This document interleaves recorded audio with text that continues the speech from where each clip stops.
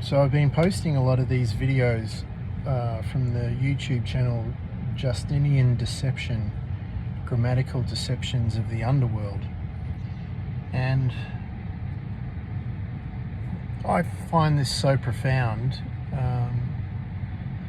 because although, you know, there's, I don't know, maybe several hours of video here explaining the system and how it works and how language is used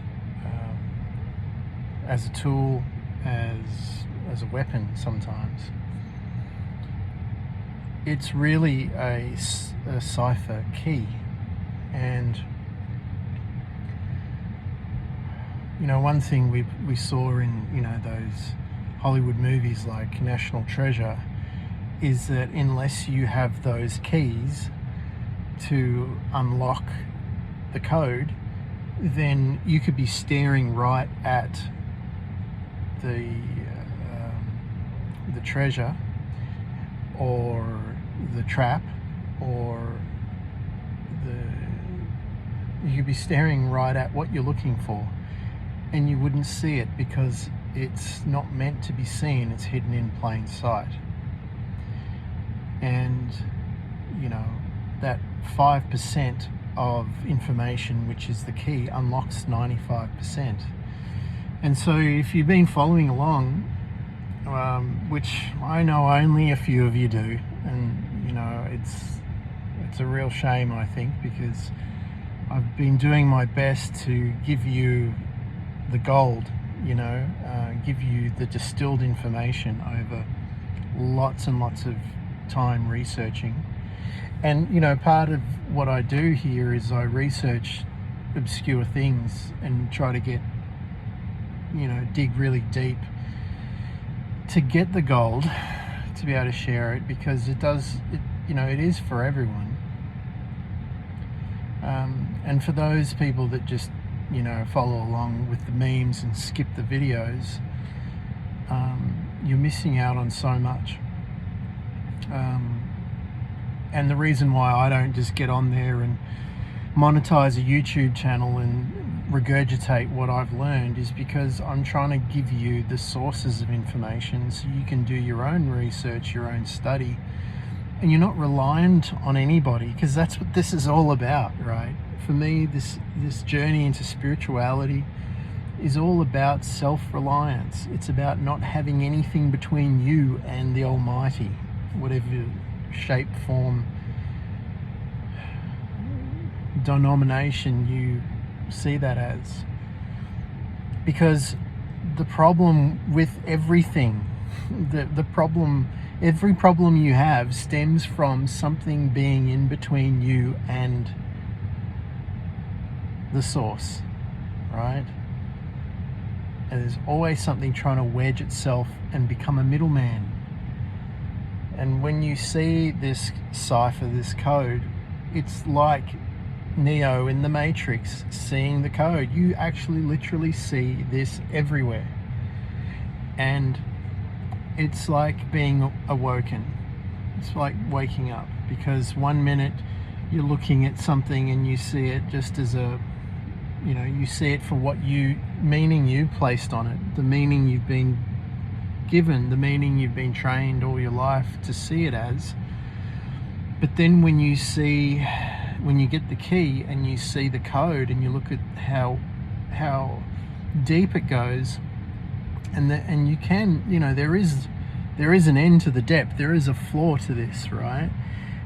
When you see it, then everything you look at holds a new meaning, right? And one of these meanings, just to give you a shortcut, right, because I know how people's attention span is,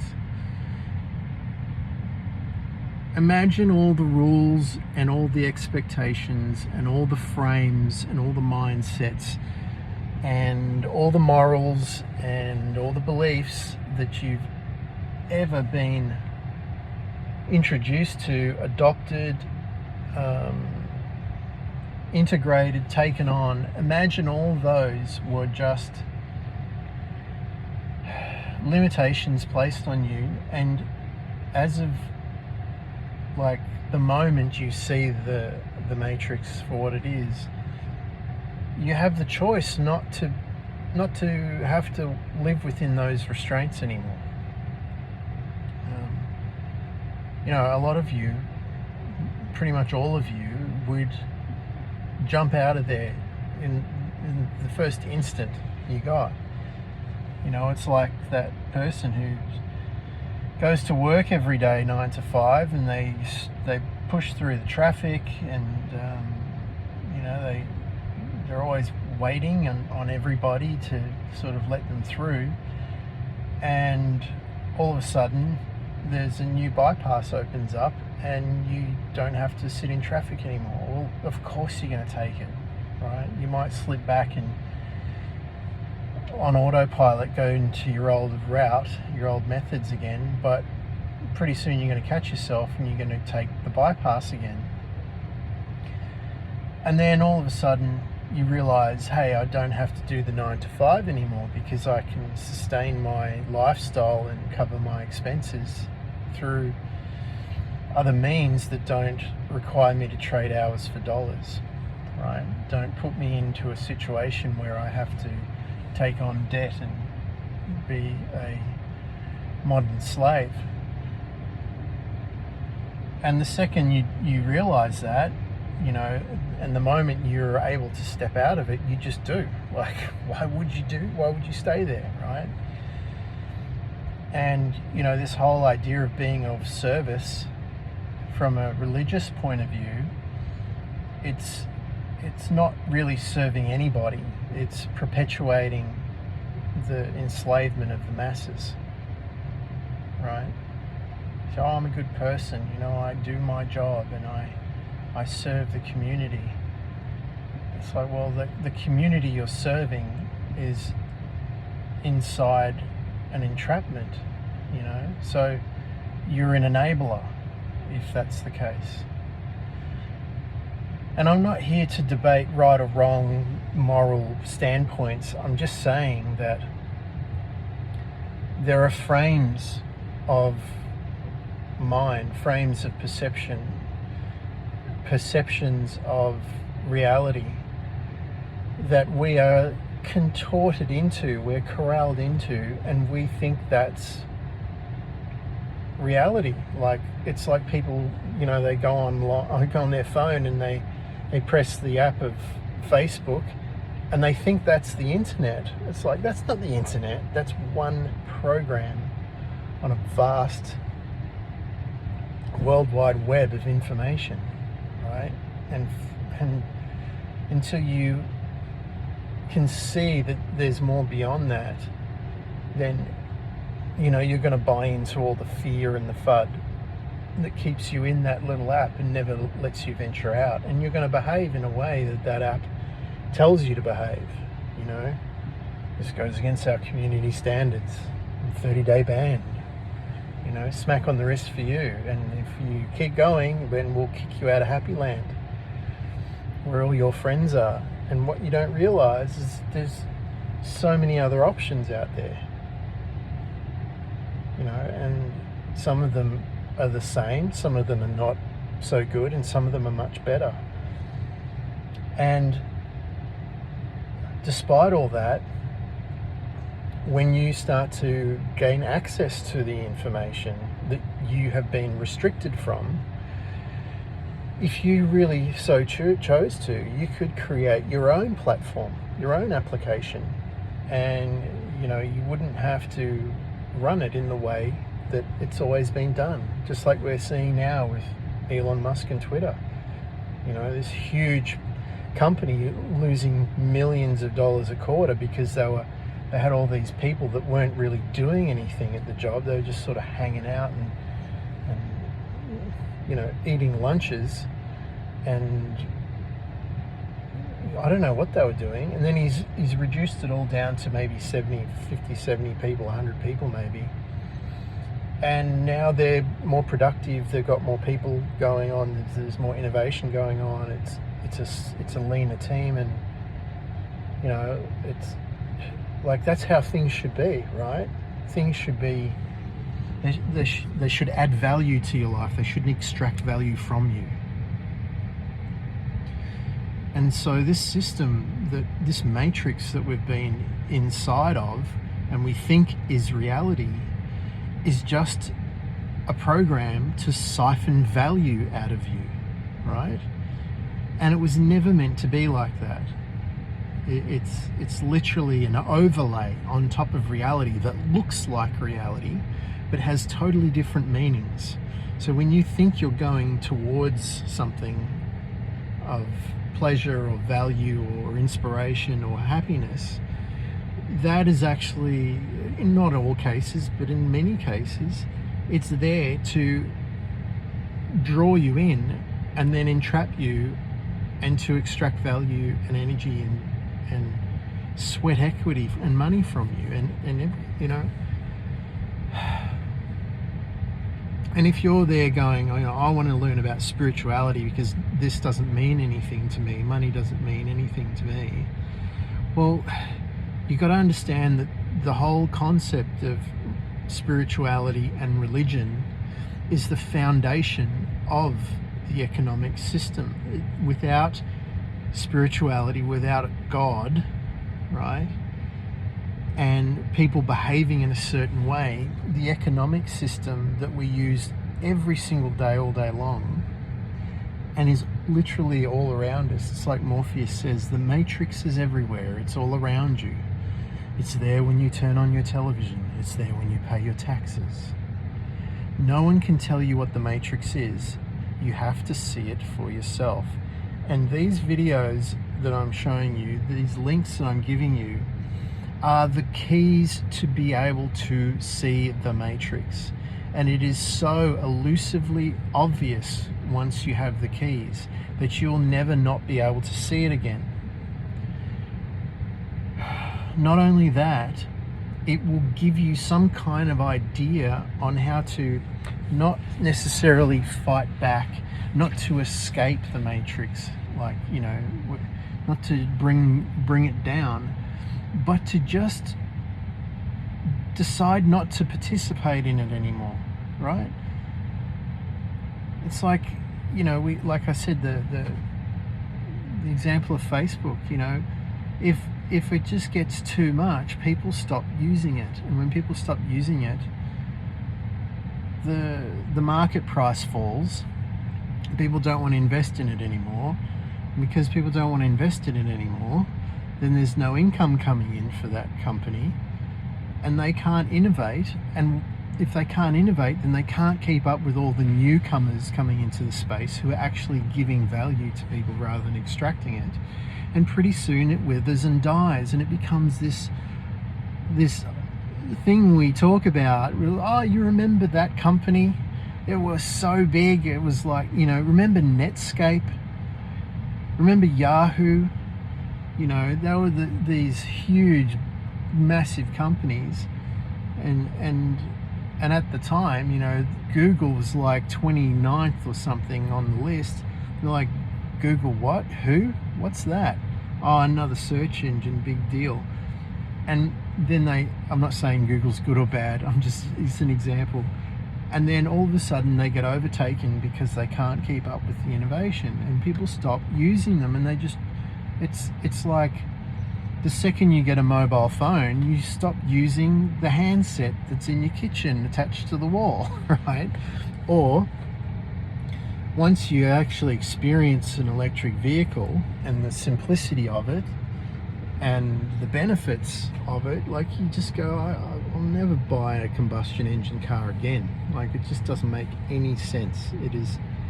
You remember when you had your Nokia and then you switched to iPhone or Samsung Android, right? It was just like, Nokia's dead. Nokia was the biggest mobile phone company on the planet, and then within a couple of years, you know, almost non-existent. Like, they have to lift their game so much just to get in the arena again, you know.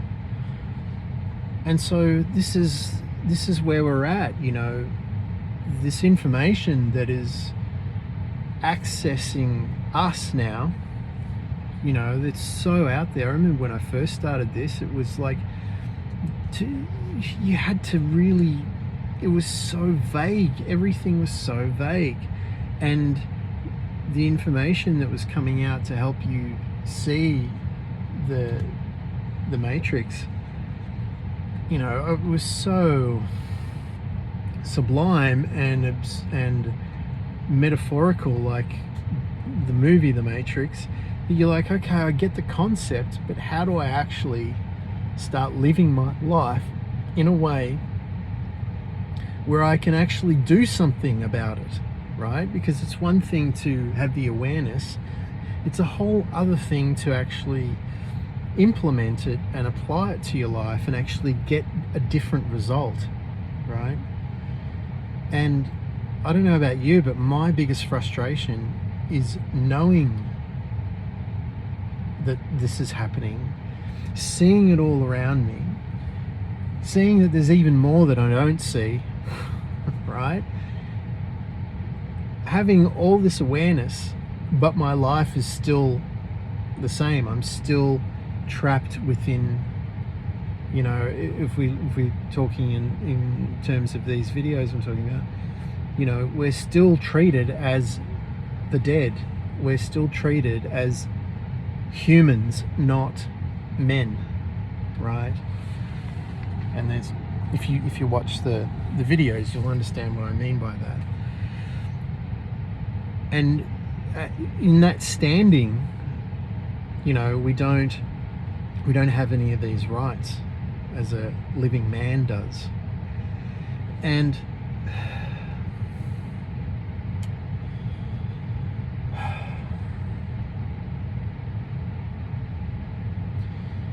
you can, you know, it's one thing to be aware, and you can just say, well, you know, that's, I don't have to, I don't believe in all this stuff, you know, that they're trying to force down my throat. I know I'm a living man.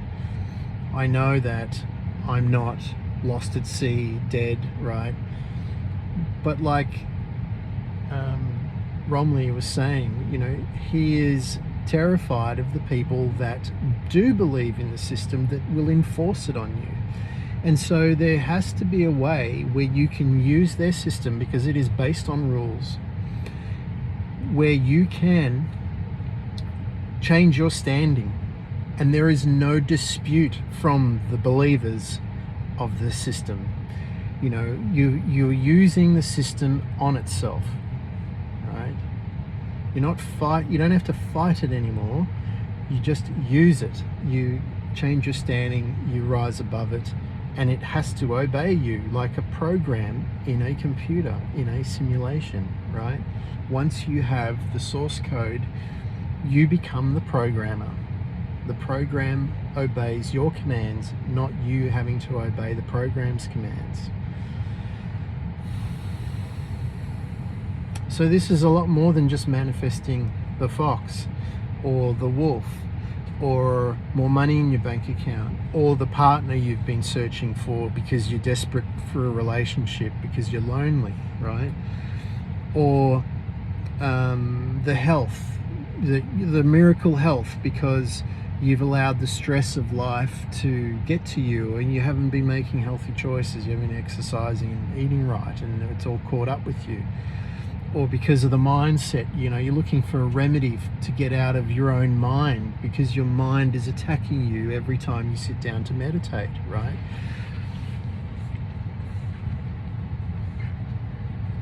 You can do all that. You can go for all that. You should go for all those things if that's where you are.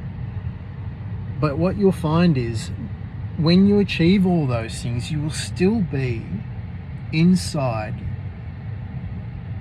this counterfeit government, right? This monetary system that is governed by dollars, which isn't based on anything, right? It's only the value that we attribute to it.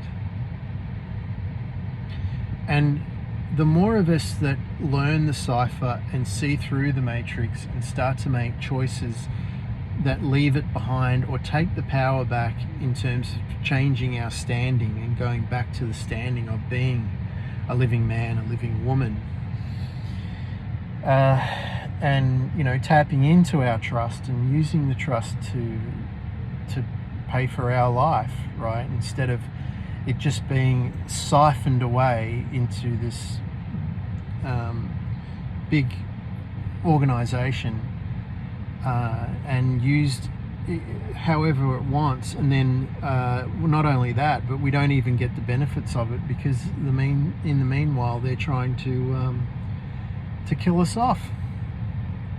Right now, I don't usually speak like this because I don't want to be alarmist, or I didn't want to fall into the tinfoil hat category, because life is pretty good. Life is great when you're not caught up in these systems, and I don't really like to speak out on it because people turn into Agent Smiths all the time, and it's sometimes it's just not worth it. It's just better to go about your business, right?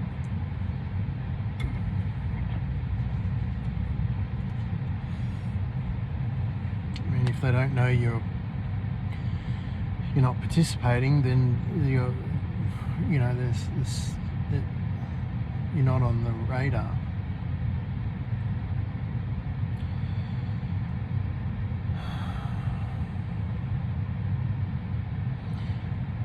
Yeah, so I know most of you won't watch this, that's fine. Some of you will. Some of you get part way through it.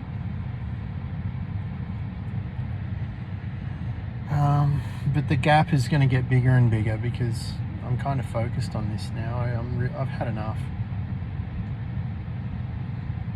I'm tired of playing along and contorting myself into this tiny little box. And I'm tired of worrying about it trying to pull me back in. I understand enough about it now, I think. I hope.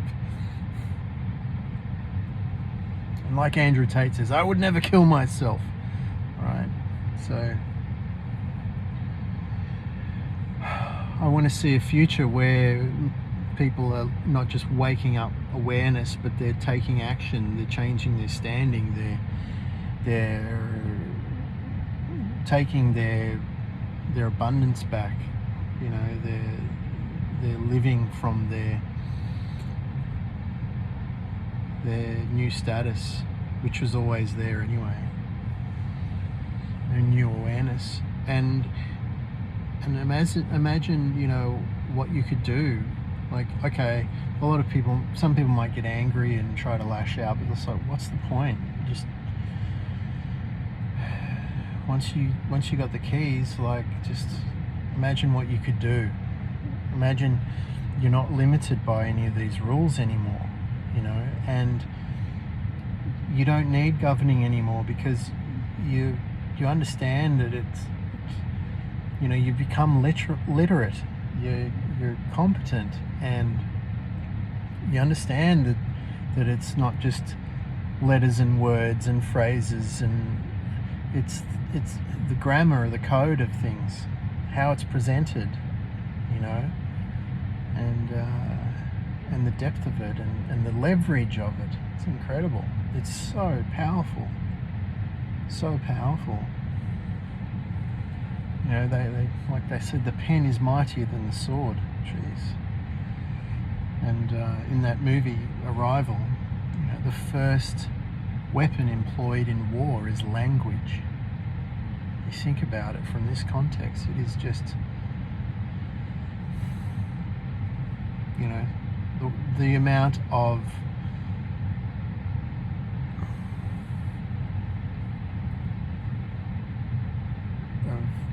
invasion that's happened without anyone noticing, without any conflict, is just,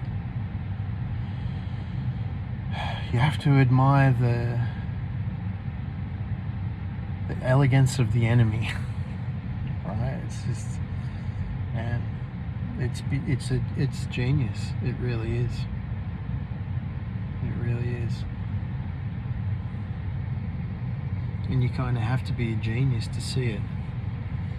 But once you see it and you own that status, man, the world is yours, literally yours, legally yours. You know.